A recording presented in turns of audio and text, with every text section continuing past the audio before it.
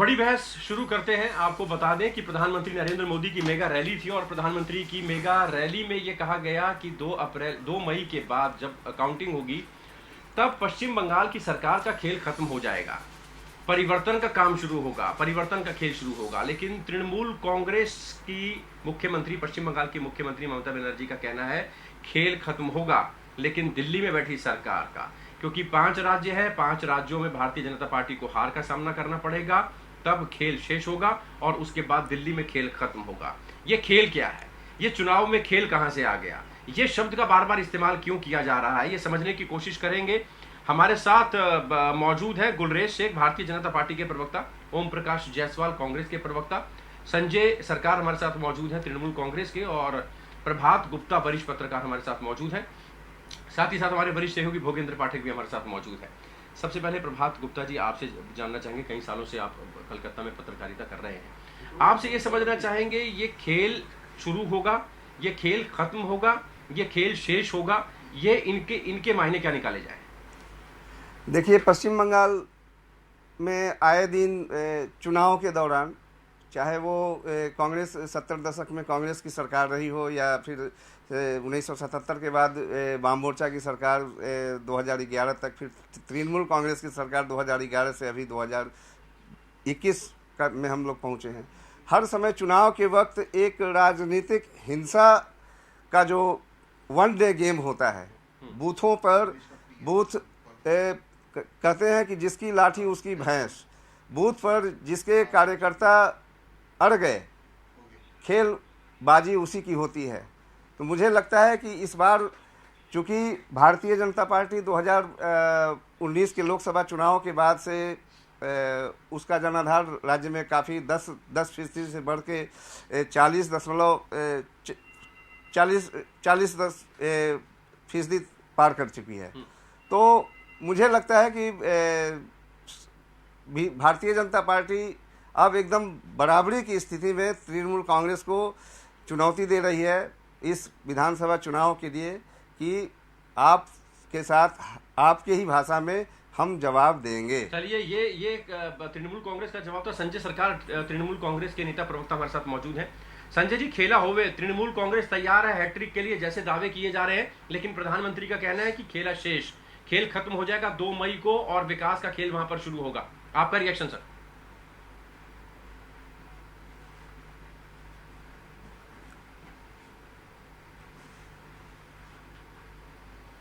जो विकास हुआ है और नरेंद्र मोदी का 7 साल में केंद्र में जो विनाश हुआ है और भारतीय जनता पार्टी सरकार जहां पर रहा है वहां पर जो कुशासन है उसको खिलाफ में लड़ा।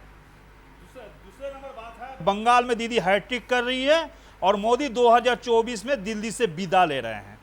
ठीक है, और मेरे अभी जो भाई साहब जो बोला ना, जिसको भैंस उसको लाठी नहीं, बूथ जो कार्यकर्ता होता है वो सबसे बड़े लीडर होते हैं। और वहाँ पर मेरे जो 77,903 बूथ, अभी तो कोरोना काल में 1 लाख बूथ हो चुके हैं, 1,01,000 बूथ हो चुके हैं, उसमें मेरा पूरा कार्यकर्ता 1,01,000 बूथ का कार्यकर्ता और लीडर रहता है। उसमें मेरे 1,18,00,000 कार्यकर्ता मेरे साथ में जुड़े हुए हैं। मैं उस हिसाब से मैं चुनाव बंगाल में लड़ने जा रहा है। मेरे 10 साल के विकास में मैं 94 लाख आदमी को नौकरी दे चुके हैं और 1 लाख किलोमीटर ग्रामीण रास्ता हम बनाया है, 2 करोड़ आदमी को घर में बिजली पहुंचाए हैं और कन्याश्री प्रकल्प जो सारा हिंदुस्तान नहीं वर्ल्ड में जहां से यूनिसेफ से प्राइज मिला है मेरे को, जो हमने 25,000 रुपया करके हर बेटी को दिया, क्लास 5 से क्लास 12 क्लास तक हमने उसको 800 रुपया हर महीना स्टाइपेंड देते रहे और शादी के समय फिर आपको 25,000 रुपया एट ए टाइम देते रहे हैं। और दूसरा नंबर, हर गांव में बिजली पहुंच चुके हैं और खेती के लिए देखिए बंगाल में किसान क्रेडिट कार्ड 5 लाख रुपया दे गया है, जहां पर नरेंद्र मोदी सरकार किसान निधि में साल में 6,000 रुपया, महीना में 500, दिन में 16 रुपया 50 पैसा मेरा गरीब अन्नदाता को भिखारी समझ के रख दिया। आयुष्मान भारत में जो बात बता रहा हम 2011 में पहले ही मैं उसको 5 लाख रुपया। चलिए, यहाँ पर तृणमूल कांग्रेस लगातार अपने दावे बता रही है, जो पिछले 10 सालों में काम किया है। उनका कहना है कि काम के आधार पर वोट मांगा जा रहा है, विकास के आधार पर वोट मांगा जा रहा है, हवाई बातें नहीं की जा रही हैं। गुलरेज शेख हमारे साथ मौजूद है। गुलरेज, खेला होवे, तृणमूल कांग्रेस हैट्रिक के लिए तैयार है, जो उन्होंने काम किया है उसके आधार पर वो वोट मांग रही है, किसी तरह की कोई दिक्कत नहीं है, कोई इस मुगालते में ना रहे कि वो पश्चिम बंगाल में सरकार बना लेगा। टीएमसी का बड़ा दावा, आपका दावा क्या, आपका रिएक्शन क्या? देखिए भूपेश जी, आप एक ऐसे पत्रकार हैं जो ग्राउंड जीरो से रिपोर्टिंग करते हैं, वो केवल स्टूडियो से नहीं करते। तो मैं कुछ फैक्ट्स आपके सामने रखना चाहूंगा, उसको आप खुद परीक्षण करें, इनकी सारे दावों की हवा निकल जाएगी। आप जब भी जंगल महल के एरिया में जाएं तो वहां पर आप जाकर देखें कि वहां जो साल के वृक्ष खूब होते हैं, और वहां के आदिवासियों की बेचारों की जो इकोनॉमी है किस चीज पर आधारित है आपको, ये साल के जो वृक्ष है उसके पत्ते कलेक्ट करते हैं, 5-5 पत्ते मिलाकर एक प्लेट बनाते हैं, 100 प्लेट्स का एक बोरा बनता है, और ऐसे 10 जो बोरे होते हैं वह 100 रुपए में बिकते हैं। यह इकोनॉमी है। यह इकोनॉमी इन्होंने इतने वर्षों बाद भी तृणमूल, कांग्रेस और लेफ्ट ने मिलकर बंगाल को दी है। इस 100 रुपए में आदमी जो है 2-3 दिन काम करता है। ये बंगाल की वास्तविक स्थिति है। फिर आप बंगाल में आप ये देखिए किस प्रकार से गोलाबाजी किस प्रकार से होती है, रंगदारी किस प्रकार से होती है, गुंडागिर्दी किस प्रकार से होती है। तृणमूल का वही कार्यकर्ता जो किसी समय लेफ्ट का कार्यकर्ता हुआ करता था और हफ्ता वसूली करता था, बिल्डर से करता था, इंडस्ट्रियलिस्ट से करता था, वही का वही कैडर आज भी कर रहा है। तो हम जो खेल खत्म करने की बात कर रहे हैं, हम खेल खत्म। चलिए, तमाम आरोप आपने भी लगा दिए, तृणमूल कांग्रेस में भ्रष्टाचार के भी आरोप लगा दिए, परिवारवाद के भी आरोप लगा दिए। कांग्रेस हमारे साथ मौजूद है, ओम प्रकाश जायसवाल कांग्रेस के प्रवक्ता नेता हमारे साथ मौजूद हैं। ओम प्रकाश जी, पश्चिम बंगाल में तृणमूल कांग्रेस कह रही है कि वो 150 से 200 सीटें जीत रही है, भारतीय जनता पार्टी कह रही है कि वो 200 के पार जा रही है। तृणमूल कांग्रेस का कहना है हैट्रिक करने जा रहे हैं, बीजेपी का कहना है परिवर्तन करने जा रहे हैं। कांग्रेस कहां टिक रही है, कांग्रेस कहां स्टैंड कर रही है, और जो लेफ्ट के साथ गठबंधन वो कितना कारगर होता दिखाई देगा आपको? कांग्रेस पश्चिम बंगाल में पूरा बूथ स्तर से लेकर के प्रदेश स्तर तक लड़ाई कर रही है। पूरे पश्चिम बंगाल सभी बूथ पर तैनात रहेंगे, और आने वाले दिनों में, आने वाले 2 मई को आप रिजल्ट देख लीजिएगा, नतीजा देख लीजिएगा। वो नतीजा कांग्रेस पार्टी वामपंथ और एक जोत का जीत होगा, और कांग्रेस के नेतृत्व में पश्चिम बंगाल में मुख्यमंत्री बनेगा।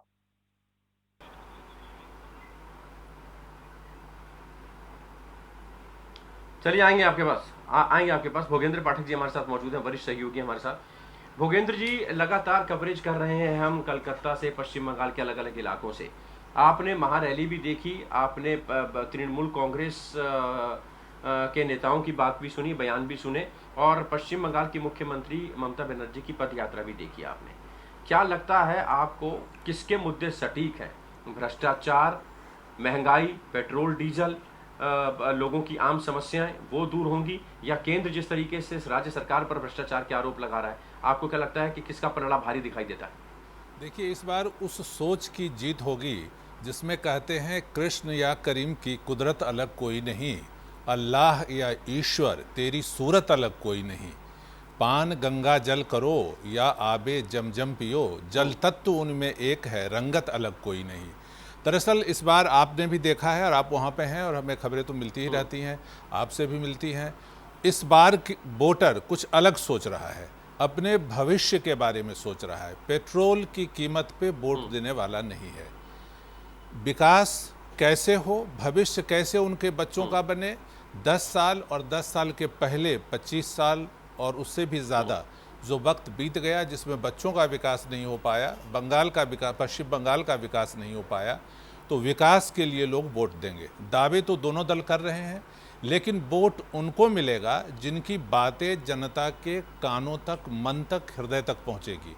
इसमें मोदी जी की रैली से हम देख रहे हैं कि पूरा ग्राउंड भर जाना, उतने सारे लोगों को का वहाँ जमा होना, ये एक संकेत है।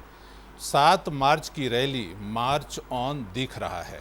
क्या ये लोग जो ब्रिगेड ग्राउंड में, परेड ग्राउंड में इकट्ठे हुए थे लाखों की तादाद में, क्या ये भीड़ वोटों में तब्दील होगी? संजय सरकार, तृणमूल कांग्रेस के नेता हमारे साथ मौजूद है। संजय जी, क्या लगता है आपको? और क्या भीड़ दिखाई दे रहा है? कांग्रेस इस रैली को देखकर थोड़ा बैकफुट पर हुई है? उनको लग रहा है कि भारतीय जनता पार्टी और ज्यादा एग्रेसिव हो रही है? आपको एक चीज बताएं, काल को जो रैली था हर न्यूज़पेपर में दिया, सुपर फ्लॉप रैली हुआ। सब मिथुन चक्रवर्ती को देखने के लिए आए हैं, और सोशल मीडिया में, और बंगला का जो पेपर है, वर्तमान पेपर, उसमें दिया है मोदी जी को भाषण के समय में पीछे मंच के साइड में आदमी नहीं था।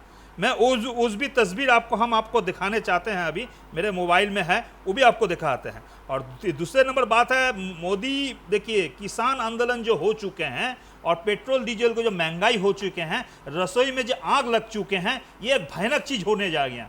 और सबसे बड़ा बात है 900 रुपया सिलेंडर खरीदने के लिए आदमी को जेब में पैसा नहीं। आपको मालूम है इन्वायरमेंट के चक्कर में अभी लकड़ी भी काट नहीं पाते हैं जंगल से। नहीं, रीजन क्या है? इन्वायरमेंट के चलते में। आपको मालूम है, आपको minister of environment and forest से ये अभी आदमी कहाँ जाएंगे? घर में रसोई मतलब खाना चावल तो बंगाल गवर्नमेंट फ्री में दे रहे हैं, गैस तो कीमत हाई हो चुके हैं, लकड़ी भी खरीद नहीं पा रहा है जनता, तो जाएंगे जनता कहां जाएंगे? बहुत मुश्किल में पड़ चुके हैं। महंगाई इस ढंग से आप पहुंचे हैं नरेंद्र मोदी शासनकाल में। हर पीस पीएसयू मालूम है आपको, बीएसएनएल 40,000 करोड़ रुपए लॉस हो चुके हैं, एमटीएनएल 1,000 करोड़ रुपए लॉस हो चुके हैं, UBI union bank of India 1100 crore रुपए लॉस हो चुके हैं, पीएनबी 4,600 करोड़, एयर इंडिया को 3 बार ऑक्शन हुआ, कोई खरीदने 4,600 करोड़ रुपए लॉस हो चुके हैं। आपको मतलब 2,02,000 करोड़ रुपए ओएब हुआ है। वो ओएब में कोई भी किसान को ओएब नहीं हुआ है, सब पूंजीपति को ओएब हुआ है। आपको जानकारी होगा भूपेश जी मेरे से भी ज्यादा। 28 आदमी बैंक से लेकर पैसा लेकर फरार हुआ है। आप पर लगा दिए। पश्चिम बंगाल की जनता त्राहिमाम है महंगाई से, और कहीं ना कहीं केंद्र सरकार इसके लिए पूरी तरह से जिम्मेदार है। गैस सिलेंडर, एलपीजी गैस, और अगर पेट्रोल डीजल की बात करें, खाने पीने की चीज़ों की बात करें, तो तमाम दिक्कतें जो हैं वो लोगों को समझ में नहीं आ रहा कि वो अपना जीवन यापन कैसे करें। केंद्र सरकार की जो केंद्र में नीतियां हैं वो यहाँ पर काम नहीं आ रही हैं, और इलेक्ट्रॉनिक वोटिंग मशीन का बटन दबाते समय वोटर इन सब चीज़ों को याद रखेगा, तृणमूल का दावा। देखिए, जहां तक इन्फ्लेशन महंगाई दर की बात है, महंगाई दर तो 4.8 पर चल रही है, और बिलो 6 जो भी होता है वो उसको बुरा नहीं माना जाता। तो महंगाई दर कंट्रोल में है। दो चीजों की जरूर बात है कि पेट्रोलियम और पेट्रोलियम प्रोडक्ट्स में एलपीजी भी आती है, उसमें जरूर इन्फ्लेशन है, लेकिन ओवरऑल महंगाई दर तो कंट्रोल में है। ये जनता देखती है, जनता जानती है, इसलिए जनता जो है सड़कों पर नहीं है। अब दूसरी बात, जनता हमको क्यों वोट करेगी? मैं एक और जमीनी बात, पहले भी जमीनी बात करी थी, अभी भी एक जमीनी प्रमाण देता हूं। आप देखिए कि जो 10 साल पहले तृणमूल कांग्रेस का विधायक आम व्यक्ति से खास व्यक्ति बना था, इनके हिसाब से तृणमूल का जो माननीय विधायक बना था, उसके 10 साल पुराने घर का फोटो देख लीजिए और आज का घर का फोटो देख लीजिए। 10 साल पहले वो झोपड़ी नुमा घर में रहता था, आज उसने किला बना लिया। उस किले के आसपास जितने भी घर हैं अभी भी छोटी छोटी झोपड़ियां हैं। तो होता क्या है कि जब विधायकों के और नेताओं के घर किले बनते हैं तो पार्टी का किला टूट जाता है। और यही चीज जो है बंगाल की जनता भी देख रही है कि किस प्रकार से व्यापक भ्रष्टाचार हुआ है, खनिज संसाधन की लूट खसोट हुई है। आपने देखा ना भी अभिषेक बनर्जी के ऊपर जो चीजें आई, कोयला किस प्रकार से, कोयले से इनका मुंह काला हो चुका है। तो काले मुंह वालों को तो हमारे यहाँ पर वैसे भी पसंद नहीं किया जाता, जिनका मुंह काला किसी जमाने में पुलिस काला करती थी, उनका करती थी। चलिए, आप प्रभात गुप्ता हमारे साथ मौजूद हैं। प्रभात जी, यहाँ पर आरोप प्रत्यारोप का दौर भारतीय जनता पार्टी तृणमूल कांग्रेस के बीच जारी है। तृणमूल कांग्रेस अपनी उपलब्धियां गिना रही है, पिछले 10 साल में क्या कुछ बड़े काम किए हैं, और भारतीय जनता पार्टी के प्रवक्ता केंद्र सरकार में जिस तरीके से काम हुआ है वो गिना रहे हैं, और उसके आधार पर कहीं ना कहीं कह रहे हैं कि बंगाल में परिवर्तन होगा। आपको लगता है 27 मार्च से 2 मई तक 37 दिन बेहद अहम होने वाले हैं? पश्चिम बंगाल में नंदीग्राम से जो सियासत है अब वो बंगाल का आगे का रास्ता तय करेगी? जी, इस बार 2021 का पश्चिम बंगाल विधानसभा का चुनाव में नंदीग्राम इसलिए लाइमलाइट में आ गया कि तृणमूल कांग्रेस सुप्रीमो और पश्चिम बंगाल के मुख्यमंत्री ममता बनर्जी ने कभी अपने विश्वसनीय शुभेंदु अधिकारी की चुनौती को स्वीकार करते हुए उन्होंने सर्वप्रथम उन्होंने घोषणा की कि मैं नंदीग्राम से ही चुनाव लड़ूंगी। और मैं आपको बता दूं कि वाम मोर्चा के शासनकाल में 2007 में जब नंदीग्राम आंदोलन हुआ था, नंदीग्राम की उस जमीन से ही ममता बनर्जी ने आंदोलन की बिगुल फूकी थी उस वक्त, और वाम मोर्चा सरकार के खिलाफ ज़बरदस्त आंदोलन, सिंगूर और नंदीग्राम आंदोलन को लेके जो उन्होंने अभियान चलाया, लकीर खींची थी, वो काफ़ी कारगर रही उसके लिए। और ममता बनर्जी को राइटर्स बिल्डिंग, तब की राइटर्स बिल्डिंग तक पहुंचाने में काफ़ी सहायक रही। 3 सीटों से अब 200 पार की बात कर रही है भारतीय जनता पार्टी। संजय जी, 300 सीट की बात कर रही है। आप कह रहे हैं कि तृणमूल कांग्रेस कह रही है कि उतना ज्यादा अच्छा नहीं कर पाएगी भारतीय जनता पार्टी, आपकी हैट्रिक होगी, इसके पीछे क्या दावे? देखिए एक चीज़ बताते हैं, जो अभी गणित में आएंगे, हम गणित के चर्चा में करेंगे। अभी लास्ट जो चुनाव हुआ था उस समय भारतीय जनता पार्टी 2014 में 17% वोट मिला था, और उस समय कम्युनिस्ट को 26% वोट था, कांग्रेस को 10%। तो उसमें डायरेक्ट कम्युनिस्ट को आप 19% और कांग्रेस को 4% मिलाकर 40% वोट हो गया था भारतीय जनता पार्टी का। अभी कम्युनिस्ट कांग्रेस IFS एक हो गया। मेरे सरदर्द नहीं है, सरदर्द नहीं, अमित शाह को सरदर्द, नरेंद्र मोदी जी को सरदर्द, भारतीय जनता पार्टी को सरदर्द ये अलायंस पर हो गया। इसका अगर 2% भी पोलराइजेशन हो जाता है, अगर 38 हो जाता है, तो भारतीय जनता पार्टी को 20 सीट मिलने की उम्मीद नहीं है। आप लिख कर रख दीजिए, तृणमूल कांग्रेस 220 सीट लेकर सरकार बना रहे हैं, 220 सीट लेके। ये जो भयानक खेल जो हो रहा है ना, खेला होबे बोल रहा है ना, यही गणित का खेल वहां पर हो रहा है। ये भारतीय जनता पार्टी को दिमाग में नहीं आ पाया है। हम यहाँ बोलना नहीं चाह रहा था, तो आपको हम टैक्टिक्स बता दिए आज के तारीख में। फैक्ट्स एंड फिगर्स के साथ बता रहे हैं 220 सीटें बन रही है। गुलरेज भाई, आपको 20 सीटें भी नहीं मिल रही है, भारतीय जनता पार्टी को 20 सीटें भी नहीं मिल रही है, कैसे चलेगा काम? भूपेश भाई, संजय दादा जो बता रहे हैं ना, यही बात मुझसे पिछले 4-5 दिनों से जो ये बोल रहे हैं कि बताना नहीं चाहता था, हर कोई इनका प्रवक्ता इसी बिंदु के ऊपर बहस करता है और आखिरी में धराशाही होता है। आप ही बताइए, इनका जो कैलकुलेशन है ये किसके ऊपर बैंक कर रहे हैं? ये कांग्रेस और वामपंथियों जिसको तो लात मार चुकी है बंगाल की जनता, उसके ऊपर बैंक करके बैठे हैं कि इनकी वजह से हम जीत जाएंगे, जीता जाता है। अपने देखिए, दूसरों के खंडों पर मैयत निकलती है, अर्थी निकलती है, अपने पैरों पर खड़े होइए, अपने पैरों पर चलिए सर। सिल्वर और ब्रॉन्ज के लिए लड़ाई कर रहे हैं वहां पर। सिल्वर और ब्रॉन्ज किसको मिलता है देखने पड़ेंगे 2 तारीख को, 2 मई को। दिखाकर भागी है भवानीपुर की सीट से। आप बताइए, जब पहली बार ममता दीदी लड़ी थी चुनाव भवानीपुर से, 70% से ज्यादा वोट लाई थी कि नहीं लाई थी? बिल्कुल लाई थी। दूसरी बार जब लड़ी तो 54% से ज्यादा भवानीपुर ने उनको वोट दिया था। और अभी 2019 के जो आम चुनाव हुआ था, भवानीपुर की सीट पे भारतीय जनता पार्टी को 5% टीएमसी से ज्यादा वोट मिला था। यह दिखाता है कि बंगाल की जनता का मिजाज कहाँ है। और हमने देखा ना कि किस प्रकार से लोग आ रहे हैं। और आप ये भी समझिए कि आपके जो नेता छोटा क्यों आ रहे हैं, इसलिए नहीं आ रहे कि उनको भारतीय जनता पार्टी बुला रही है। देखिए, जनमानस हर नेता तो जा रहा है, लेकिन जनता तो आपको साथ में नहीं जा रहा है। देखिए, बंगाल का कहा जा रहा है कि आपकी नाव डूबने वाली थी, इसलिए लोग तृणमूल कांग्रेस से छोड़ कर भारतीय जनता पार्टी की तरफ जा रहे हैं। लेकिन इस बीच भोगेंद्र पाठक का रुख करना चाहूंगा। भोगेंद्र जी, बंगाल की शेरनी यानी कि ममता बनर्जी, उनको बंगाल की शेरनी भी कहा जाता है, वो कह रही है कि परिवर्तन होगा, और परिवर्तन होगा दिल्ली में, यानी केंद्र सरकार जाएगी, 5 राज्यों में चुनाव नहीं जीत पाएंगे, अगले लोकसभा चुनाव में हम मिलकर लड़ेंगे और उसके बाद केंद्र सरकार को भी वहां से हटाएंगे। ये परिवर्तन होगा और ये खेला शेष होगा। भूपेश जी, हम याद करें 2018 का त्रिपुरा का विधानसभा चुनाव, 0 से शिखर पर पहुंच गई थी बीजेपी। आजकल मतदान जो है ना, उनकी चुप्पी का पता नहीं लगा सकते। घरी कहते हैं ना कि अधजल गगरी छलकत जाए, भरी गगरिया चुप्पे जाए। मतलब 60 सीटों में 35 सीटों पे बीजेपी को विजय मिली थी, 0 से शिखर तक। यहाँ तो 3 है भी, है ना। और उसका कारण था, वहां जो लोग लगे हुए थे, कुछ लोग तो प्रत्यक्ष दिखते हैं, प्रत्यक्ष लोग 11-10 विधायक साथ में कुछ लोग दिखते हैं प्रत्यक्ष प्रचार करते हुए। लेकिन आरएसएस के जो लोग हैं, जैसे त्रिपुरा का जो एक टेररिस्ट ऑर्गेनाइजेशन है, वो भी भारतीय जनता पार्टी को, त्रिपुरा में बीजेपी की जीत के जो आर्किटेक्ट थे सुनील देवधर, वो भी पश्चिम बंगाल पहुंच चुके हैं। सारे लोग लगे हुए हैं और जनता की जो चुप्पी है, और कुछ लोग सामने भी हैं। रिजल्ट प्रशंसा कीजिए ना भाई साहब, रिजल्ट क्या आएगा, परिणाम क्या आएगा, वो दिख रहा है। इसका कारण यह है, जीत उसकी होती है जिसका हौसला बुलंद होता है। बीजेपी का हौसला बहुत ज्यादा बुलंद है। दीदी के लिए इमोशनल कार्ड का बुलंद होता है हौसला, तो ममता दीदी का भी बुलंद है और नरेंद्र मोदी का भी बुलंद है। नंदीग्राम में भारतीय जनता पार्टी की चुनौती को स्वीकार तो दीदी ने कर लिया। संजय जी, सवाल आपसे है ना, शुभेंदु अधिकारी वहां से भारतीय जनता पार्टी की तरफ से लड़ रहे हैं चुनाव। नंदीग्राम में बीजेपी की चुनौती को दीदी ने स्वीकार कर यह बता दिया कि खेला शेष नहीं है, अभी पिक्चर बाकी है।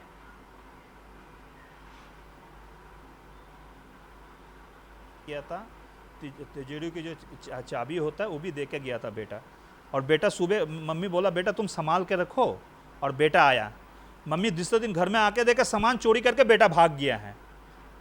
वो बेटा अगर माँ को चैलेंज करेंगे तो मैं कह रहा हूँ आप लिख के रख दीजिए, अगर 1 लाख का वोट के नीचे अगर दीदी जीती है तो आप मेरे को बताइएगा भूपेश जी, आपसे तो आपको चैनल में हमेशा आएंगे और 2 तारीख भी रहेंगे।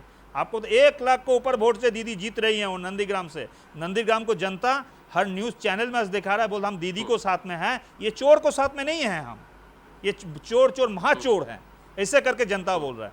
बोलो जो बेटा चोर है वो बेटा चोर को साथ रहना नहीं चाहते हैं, और दीदी बिल्कुल जीत रही है नंदीग्राम से। हम विकास के मुद्दे पे चुनाव लड़ रहे हैं वहां पर। प्रभात जी भी यहाँ पर वरिष्ठ पत्रकार हमारे साथ मौजूद हैं, लगातार पश्चिम बंगाल की खबरों पे, खासकर कोलकाता और आसपास के कॉन्स्टिट्यूएंसीज पे नजर रख रहे हैं। प्रभात जी, यहाँ पर तृणमूल कांग्रेस का दावा है कि शुभेंदु अधिकारी जो है 1 लाख वोटों से हारेंगे। ममता दीदी ने वहां पर चुनौती इसीलिए की है ताकि तृणमूल कांग्रेस के नेताओं का, कार्यकर्ताओं का और जो कैडर वोटर है उसका मॉरल अप हो, और वो सीधे सीधे लड़ाई लड़ रही हैं और ये दिखाएंगी कि वो कहीं पर भी किसी से भी चुनाव लड़ सकती हैं और जीत सकती हैं। टीएमसी के दावे में कितना दम? टीएमसी, ये मैं आपको बता दूं,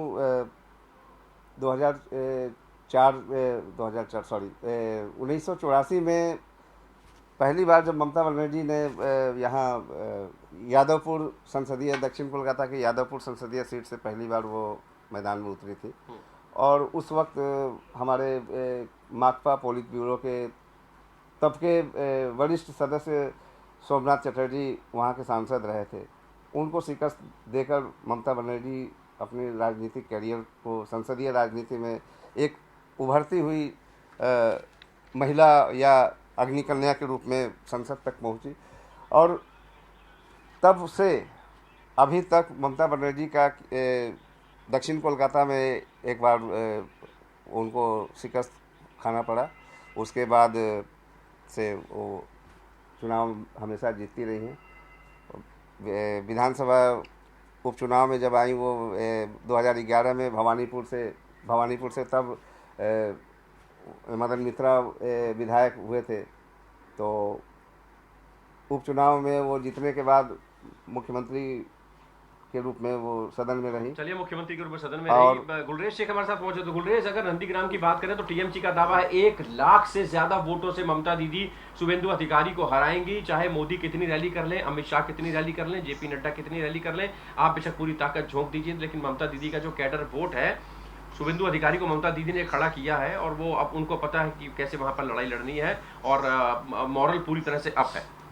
आपका दावा नंदीग्राम को लेकर? भूपेश जी, देखिए, हमारा कैलकुलेशन कहता है कि शुभेंदु जी 70,000 के आसपास वोटों से जीत रहे हैं। वो उसका एक कारण भी है, जो ग्रामीण अंचल है, केवल मैं उधर की ही बात नहीं कर रहा, समूचे आप बंगाल में जाकर देखें, ग्राउंड लेवल पर जाकर देखें, तो ग्रामीण अंचल में ज्यादा रोष है टीएमसी के खिलाफ बनस्पत शहरी अंचल के। उसका कारण क्योंकि क्या है कि वोट तो लिया गया ग्रामीण अंचल से, लोगों को रिझाया गया, उनसे काम लिया गया ग्रामीण अंचल से, लेकिन जो सरकार केंद्रित की गई वो पूरी की पूरी कलकत्ता बेस्ड की गई। आप देखिए ना, बनर्जी है, माइनॉरिटी डेवलपमेंट मंत्री ममता बनर्जी है। यही सिस्टम लेफ्ट के समय भी था कि जो वोट आता था, जो कैडर आती थी, वो आती थी ग्रामीण अंचल से, लेकिन सब कुछ सेंट्रिक हो गया था कलकत्ता पर। तो बहुत रोष है, विशेषकर ग्रामीण अंचल में बहुत रोष है, और इसको ये लोग, संजय जी भी जब जिस दिन परिणाम आएंगे उस दिन इस चीज को मानेंगे। हमारा तो ग्राउंड लेवल कैलकुलेशन बोल रहा है। ये एमपी से बैठ के बंगाल का ग्राउंड लेवल कैसे देखेंगे? टीएमसी, तृणमूल कांग्रेस का प्रचार सॉन्ग भी बना था 2011 में, और लेकिन भारतीय जनता पार्टी ने इस बार मुद्दा छेड़ा है सोनार बांग्ला। सोनार बांग्ला बनाएंगे। नंदीग्राम में भारतीय जनता पार्टी की चुनौती को स्वीकार किया है। खुद ममता बनर्जी वहां पर मैदान में उतरी है। शुभेंदु अधिकारी को उन्होंने राजनीति सिखाई, ऐसा कहा जाता है, और गुरु कहीं ना कहीं 2 कदम आगे होता है, लेकिन भारतीय जनता पार्टी का दावा है कि उतना काम नहीं हुआ है ग्रामीण इलाकों में, इसलिए ममता बनर्जी वहां से चुनाव हारेंगी और बीजेपी के कैंडिडेट वहां से जीतेंगे। पश्चिम बंगाल का चुनाव मोदी वर्सेज ममता बनर्जी हो चला है। 2 मई को पता लगेगा कि खेल खत्म होगा कि खेल शुरू होगा। फिलहाल हमसे बातचीत करने के लिए बहुत बहुत शुक्रिया गुलरेज भाई आपका। ओम प्रकाश जायसवाल कांग्रेस के नेता हमारे साथ बने रहे, आपका भी बहुत शुक्रिया। संजय सरकार टीएमसी के नेता हमारे साथ बने रहे, अपनी विभाग राय रखी। प्रभात गुप्ता जी वरिष्ठ पत्रकार हमारे साथ बने रहे। भूपेंद्र पाठक जी आपका भी बहुत बहुत शुक्रिया। खेल होवे और खेला शेष। प्रधानमंत्री नरेंद्र मोदी जिस तरीके से ममता दीदी पर अटैक कर रहे हैं, ममता दीदी ने भी पलट कर वार किया है कि खेल तो होगा और खेल दिल्ली में होगा और दिल्ली में ही खेल खत्म होगा। इसको कुछ लोग ये समझ रहे हैं कि ममता दीदी अब इस चुनावों के बाद सीधे सीधे पार्लियामेंट चुनावों की भी तैयारी करेंगी, और यहाँ पर जिस तरीके से भारतीय जनता पार्टी और टीएमसी की लड़ाई अब पहले और दूसरे नंबर पर आ गई है, बाकी दल इसमें कहीं ना कहीं पिछड़ते जा रहे हैं। फिलहाल बड़ी बहस में अभी के लिए इतना ही, दीजिए इजाजत। ब्रेक के बाद खबरों का सिलसिला जारी रहेगा। आप चलते रहिए सहारा न्यूज नेटवर्क के साथ। फिलहाल इजाजत।